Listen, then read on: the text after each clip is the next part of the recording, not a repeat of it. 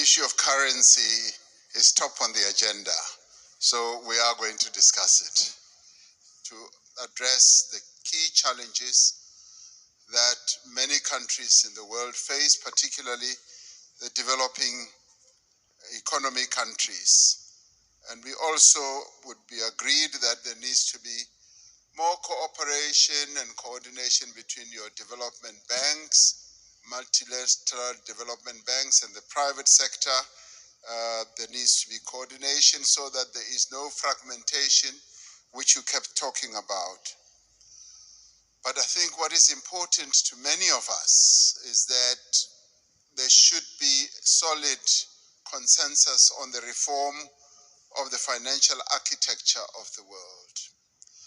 Because without that reform, the dreams and the objectives that we have to address our challenges will not be realized. And those reforms need to touch on a whole range of issues.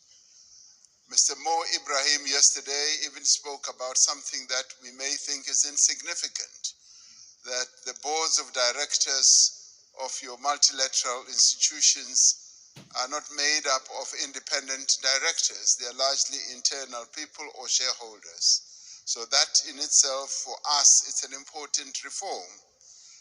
We also need to look at the distribution of the special drawing rights. I find it a bit difficult to be told that this is set in the rules and it will forever be like that, and that it's either you get 0 or you get 34 billion. In our view, this is not a zero-sum game. It's a game where we all need to be dealt with equity in an equitable manner. And there is a need for reform in that regard as well. And the other important thing for this to happen, it will help us not to participate as unequal cousins in these institutions. It will help us to participate fully, and so that we don't have a sense that we are beggars, that we are being dealt with out of generosity. I think it's important in the new era that the world is in now that there should be a good measure of equality among sovereign nations. You know, recently, 7 African countries decided to go and put a call for peace to Ukraine and to Russia. And we raised a number of issues. Zambia was represented, Comoros was represented, Republic of Congo was represented, Senegal was represented, Uganda, as well as South Africa. So we were all represented, and Egypt as well. So we were all at one, that even as we were going to address an issue of the war which has had a negative impact on the African continent, which is the rise in prices for food, rise in prices for fertilizers, we were clear that we are not going there as beggars. We are not going to ask for a favor to both Ukraine and Russia. We were going there to say, open up the Black Sea Channel so that the grains and the fertilizers should go into the world market. So we were not on a begging mission, even as we are in great need as a continent and all that. That should go to demonstrate that Africa should never be seen as a continent that needs generosity. We want to be treated as equals. Even in the multilateral institutions, we want to be treated as equals. And if our equity is at a low ebb, there must be ways in which that can be addressed. To us, this is very important. Our sovereignty is one of the things that we hold on dearly to. And we demonstrated that very clearly to both President Zelensky and to President Putin when it came to this issue.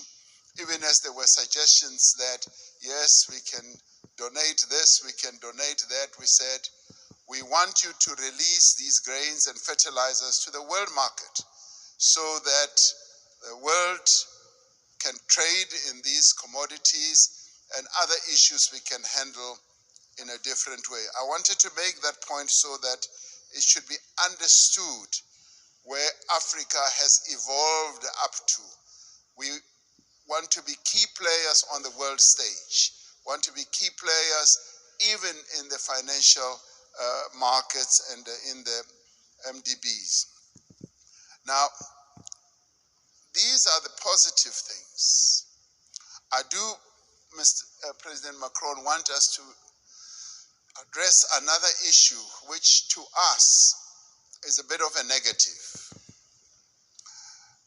You will have heard President Sisi talking about the 100 billion that was promised in Paris. President Sassou Nguesso yesterday as well also spoke about it at the dinner.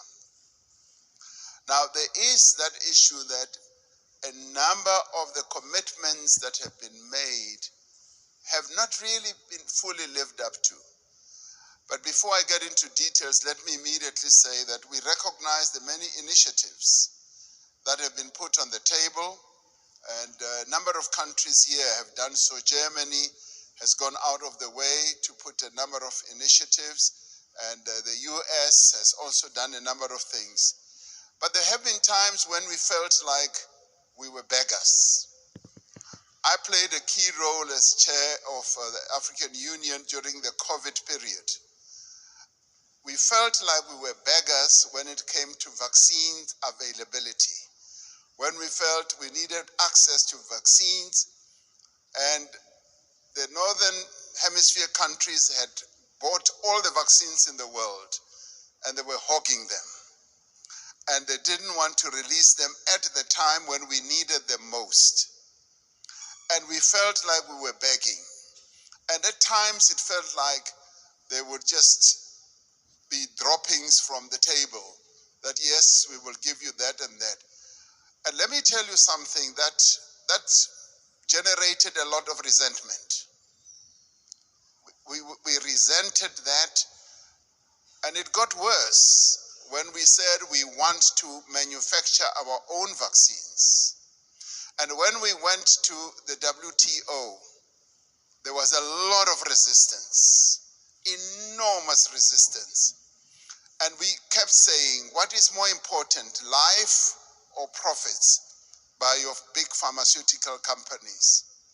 And that too, I must tell you now, generated and deepened that disappointment and resentment on our part, because we felt like life in the Northern Hemisphere is much more important than life in the global South.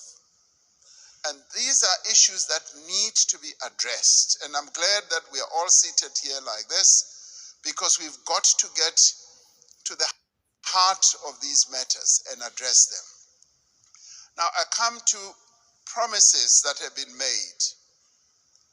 And Chancellor Scholz was saying, we've got to walk the talk. Yes, we want to see the talk being walked. President Sassou Nguesso yesterday said at the dinner, $100 billion was promised per year. And he was saying, I've never seen that. And many of us will testify that that $100 billion has never really been made available.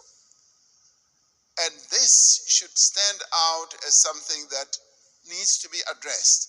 Because sometimes we sit at conferences like this and say, yes, we'll make this available, and we believe you. We believe you, but now the tire must hit the tar. We must now see action flowing from that. Now, I want to then talk about something very practical. President Sassou Nguesso raised it yesterday. He said he would be happy if flowing from this summit we do something very practical on the infrastructure side. Having said that 600 million people in Africa do not have electricity, and yet we've got all the resources to generate electricity, particularly the mighty Congo River, and that there have been plans to build a number of power stations that will generate, in my calculation, up to 70,000 megawatts. And he said, and I want to speak in support of this proposal, that to prove that these summits are not summits where we just talk, flowing from the Paris COP as well as others, let us now put money on the table and collectively say we are going to address this mega project.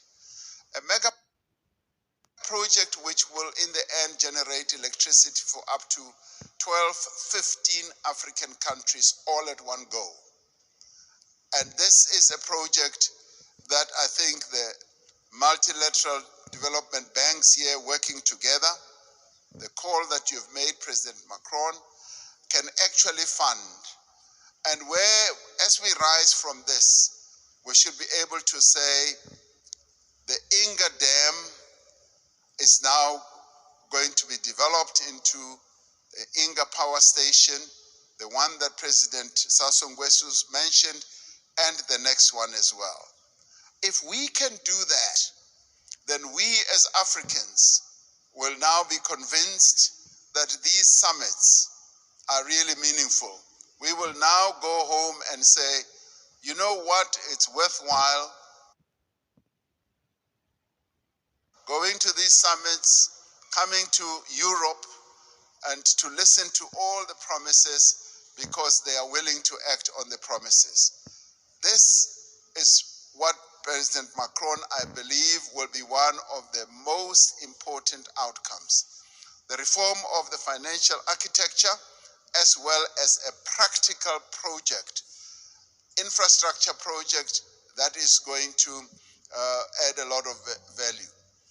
President Sisi and I have been talking about a railway from Cape Town to Cairo for years. We will leave that for the next summit, but the one on generating electricity and building power stations on the Inga Dam is the most important, that is immediate, that I believe needs to be addressed now.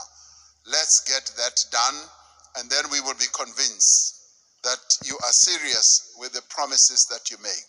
Thank you.